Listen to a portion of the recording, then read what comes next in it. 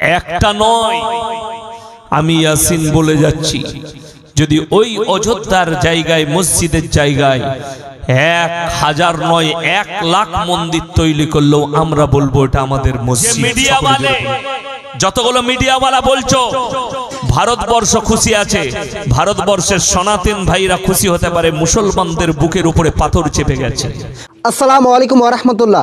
বাবরি মসজিদের জায়গাতে রাম মন্দির নির্মাণ হলো। সেখানে রাম মন্দির ছিল সেই ইতিহাস কেউ জানে না, সেখানে মন্দির ছিল সেটা কেউ জানে না, কিন্তু সেখানে যে বাবরি মসজিদ ছিল এটা ভারতবর্ষের ছোট থেকে শুরু করে বড় পর্যন্ত সকলেই জানে।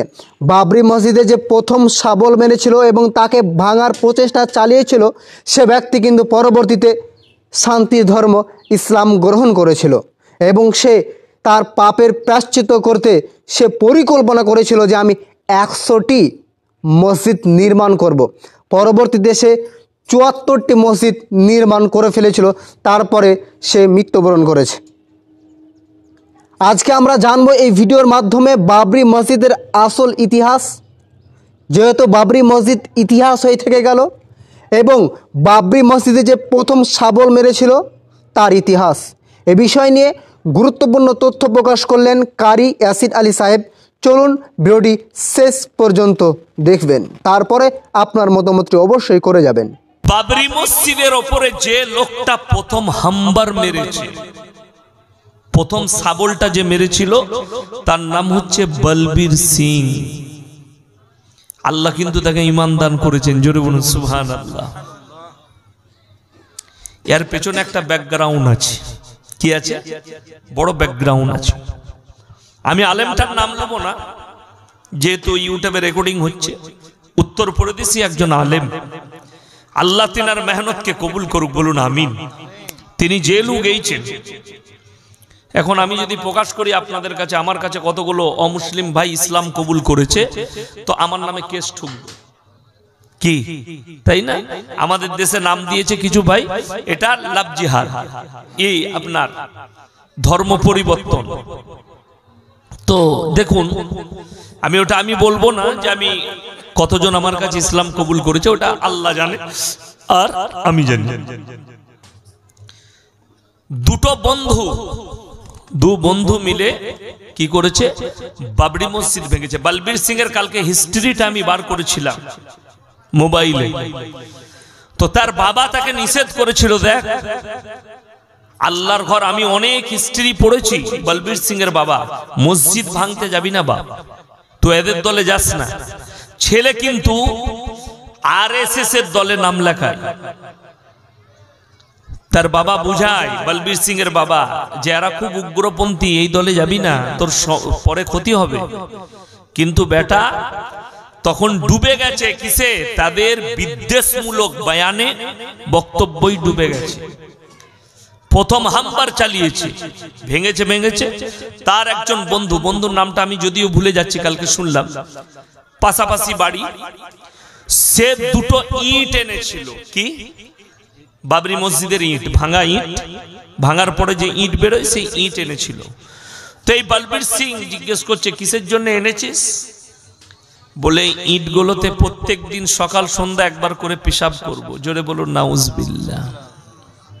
দেখুন, আল্লাহর কুদরত ছাড়া কিছুই হতে পারে না। এই ছেলেটা পেশাবও করতে লাগলো। তো বলবীর সিং এর বাবা বাবরি মসজিদ ভাঙার পরে বললে, বাপ তোকে আমি আর বাড়িতে ঢুকতে দেবো না। তার বাবা কিন্তু ঢুকতে দেয়নি, থেকে বাড়িতে চলে যায়, তো অন্য কোথাও থাক। এই ছেলেটা বলবীর সিং বাইরে কোনো কানপুর ফানপুর কোনো এলাকায় দিল্লিতে ছিল। তো এর কাছে খবর গেল যে তোর বাবা মারা গেছে। এর বাবা বলেছিল, আমার আন্তিক সংস্কার করার জন্যে আমার ছেলে যেন আমাকে আগুন না দেয় এবং আমার অন্তিম সংস্কার আমার সন্তানের হাত দ্বারা আমাদের ধর্ম মোতাবিক যেন না হয়, আমাকে নিয়ে গিয়ে পুড়িয়ে দেবে। বাবা মারা গেল, বৃদ্ধা মা আছে। বলবীর সিং বাড়িতে ফিরল। বাড়িতে ফেরার পর বললে, বাবা তুই তোর বাবাকে মেরে দিলি এইভাবে, তোর বাবার কথা শুনলি না? মসজিদ ভাঙলি, তোর বাবা তোকে বার করে দিল, তুই একমাত্র সন্তান, তো তোরা আমাকে তুই এমন ভাবে আঘাত দিলি, আমি তো জীবিত অবস্থায় তোর বাপকে তুই কেড়ে নিলি, তোর বাবা চলে গেল, আমিও মরে গেছি তোর জন্য। তো সে অনেক কষ্ট পেল বলবীর সিং। তারপরে তার বন্ধুর বাড়িতে গেল, সে কি করছে দেখি। তো তার বাড়িতে যখন গেছে সে অবাক হয়ে গেছে। কি? তখন সেই লোকটা ইসলাম কবুল করে ফেলেছে। জোরে বলুন সুবহানাল্লাহ। তাকে দেখে অবাক, বলে তুমি কি সেই ব্যক্তি যে ইটের উপরে পেশাব করেছিলে? বলে আল্লাহর কসম করে বলছি, আমি যে কত বড় অন্যায় করেছি। আজকে আমি 4 মাস সফরে ছিলাম। কিসের সফরে? জামাতের সফরে ছিলাম। সফর করে ফিরলাম 1 সপ্তাহ হলো। আমি বুঝতে পেরেছি অনুতপ্ত, এমনকি আমার হাত দ্বারা আমার মাও কলমা পড়ে নিয়েছে। জোরে বলুন সুবহানাল্লাহ। তুমি কি করে ইসলাম কবুল করলে? বলে আমি হঠাৎ অনেক রকমের খারাপ খারাপ স্বপ্ন দেখি, তো আমার কোনো পণ্ডিতরা এই স্বপ্নর ব্যাখ্যা দিতে পারেনি। আমি একজন মোল্লার কাছে গিয়েছিলাম, আমি মোল্লার নাম করব না, সেই আমাকে কালমা পড়িয়েছে এবং মসজিদ সম্পর্কে বুঝিয়েছে, আল্লাহর ঘর সম্পর্কে বুঝিয়েছে। তো বললে তুই যাবি কি আমার সাথে? চল। বলবীর সিংকে নিয়ে গেল, আল্লাহ বলবীর সিংকেও কবুল করে নিলেন। জোরে বলুন সুবহানাল্লাহ। এবং বলবীর সিং নিয়ত করলেন, আল্লাহ আমার মৃত্যুর পূর্বে আমি যেন 100টা মসজিদ তৈরি করে তারপরে আমার মৃত্যু দিও। জোরে বলুন সুবহানাল্লাহ। লোকটা 74টা মসজিদ তৈরি করেছিলেন, তিনি মারা গেছে। এই গোধনপাড়া মাদ্রাসায় এসেছিলেন, সেই বছর আমার আব্বাজিরও দাওয়াত ছিলেন, তাই না? মাশাআল্লাহ। দেখুন ইনারা দেখেছেন। যদিও আমি লখনৌতে জলসা করতে গিয়ে তার সঙ্গে মুলাকাত হয়েছে আমি আমার রাজ্যের বাইরেও আমি জলসা করতে যাই, দিল্লি, বোম্বাই।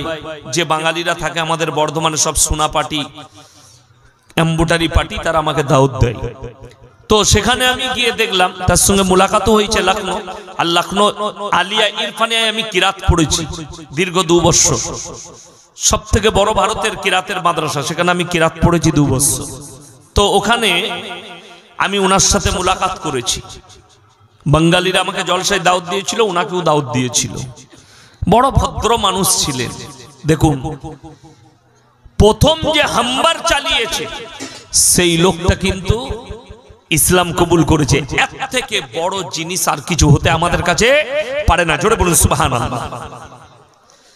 আর একটা নয়, আমি ইয়াসিন বলে যাচ্ছি, যদি ওই অযোধ্যার জায়গায়, মসজিদের জায়গায় 1000 নয় 1 লাখ মন্দির তৈরি করলেও আমরা বলবো এটা আমাদের মসজিদ। সকলে জোরে বলুন ইনশাআল্লাহ। আমাদের মন থেকে মিটবে না। যে মিডিয়াওয়ালে, যতগুলো মিডিয়াওয়ালা বলছো ভারতবর্ষ খুশি আছে, ভারতবর্ষের সনাতন ভাইরা খুশি হতে পারে মুসলমানদের বুকের উপরে পাথর চেপে গেছে। আমরা খুশি নই। কেউ খুশি আছে? জোরে বলুন না। আমরা কেউ খুশি নই। কেন? বাবরি মসজিদ এমন একটা আঘাত। সুপ্রিম কোর্ট, দিল্লির ভারতের সুপ্রিম কোর্ট বলেছে, আমরা রায় দিচ্ছি এখানে কোনো মন্দির ছিল না, মসজিদ ভেঙে মন্দির ভেঙে মসজিদ হয়েছে, এরকম তথ্য আমাদের কাছে কিছুই নেই। তারপরেও বাবরি মসজিদকে শহীদ করা হয়েছে কিসে? নিজের বলবুতের উপরে, শক্তির দ্বারা, শক্তি প্রদর্শন দেখিয়ে। আল্লাহর কসম করে বলে যাচ্ছি, যারা আমার বয়ান শুনবেন কালকে ইউটিউবে, ফেসবুকে, আর যারা শুনছেন, আমার আল্লাহ ছাড় দেয়, ছেড়ে দেয় না। ছেড়ে আমার আল্লাহ দিবেন না। ফিরাউন বলেছিল আল্লাহ রাব্বুকুমুল আলা, আমার থেকে বড় মাবুদ কেউ নেই, তোরা আমার কাছে চাইবি। আল্লাহ ফিরাউনের নিচুড়ে রস বার করে দিয়েছে। জোরে একবার বলুন সুবহানাল্লাহ। নমরুদ চেয়েছিল ইব্রাহিম নবীকে জ্বালিয়ে দেব আগুনের মধ্যে নিক্ষেপ করে। আল্লাহ আগুনকে হুকুম জারি করলে কুল্লা ইয়া নারুকুনি বারদাও ওয়া সালামান আলা ইব্রাহিম, আমার ইব্রাহিমের একটা পশমকে তুমি জ্বালাতে পারবে না। আল্লাহর কসম, ইব্রাহিম নবীর একটা পশমকে আগুন জ্বালাতে পারেনি। জোরে বলুন না সুবহানাল্লাহ। আর তোমরা কি করবে? যারা ভয় খাচ্ছেন এই মাদ্রাসাগুলো মিটে যাবে, কোরআন মিটে যাবে, ইসলাম মিটে যাবে, তাদের ঈমান কমজোর, তাদের মধ্যে ইলমিয়াত নাই, তাদের মধ্যে ধর্মের কোনো, ইসলামের কোনো জ্ঞানই নেই, তাদের মধ্যে দ্বীনি শিক্ষা নেই, যার কারণে এই বিশ্বাস তাদের ইসলাম মিটে যাবে। আমার আল্লাহ কোরআনে যেগুলো বলেছেন সত্য না মিথ্যা বাবা? আরো জোরে বলুন। সত্য যদি হয় আমার আল্লাহর ওয়াদা আছে ফালান তাজিদা লিসুন্নাতিল্লাহি তাবদীলা, কিয়ামত পর্যন্ত আমার কোরআনের বিধানের একটা জের জবরকে পরিবর্তন করার ক্ষমতা পৃথিবীর কোনো শক্তির নাই। জোরে বলুন সুবহানাল্লাহ। প্রিয় দর্শক, কারি আসির আলী সাহেবের আজকের বাবরি মসজিদ ও রাম মন্দিরের বিবরণ আপনাদেরকে কেমন লাগলো কমেন্ট বক্সে অবশ্যই ক্লিয়ারলি জানাবেন এবং ভিডিওটি অবশ্যই শেয়ার করে অপরকে দেখার সুযোগ করে দিবেন এবং নিয়মিত আমাদের ভিডিও পেতে আমাদের ফেসবুক পেজটি অবশ্যই ফলো করবেন। ডিসক্রিপশনে অরিজিনাল ভিডিওর লিঙ্ক দেওয়া আছে, সেখানে গিয়েও আপনারা তথ্য সংগ্রহ করতে পারেন। পরিশেষে আল্লাহ রাব্বুল আলামিনের কাছে দোয়া করে আল্লাহ রাব্বুল আলামিন সকল মুসলিমকে হেফাজত করো এবং ভারতবর্ষের সকলের মধ্যে শান্তি কায়েম করো। আজকের মতো এইখানেই, পরবর্তীতে নতুন কোনো ইনফরমেশন নিয়ে আপনাদের সম্মুখে হাজির হব। আসসালামু আলাইকুম ওয়া রাহমাতুল্লাহি ওয়া বারাকাতুহু।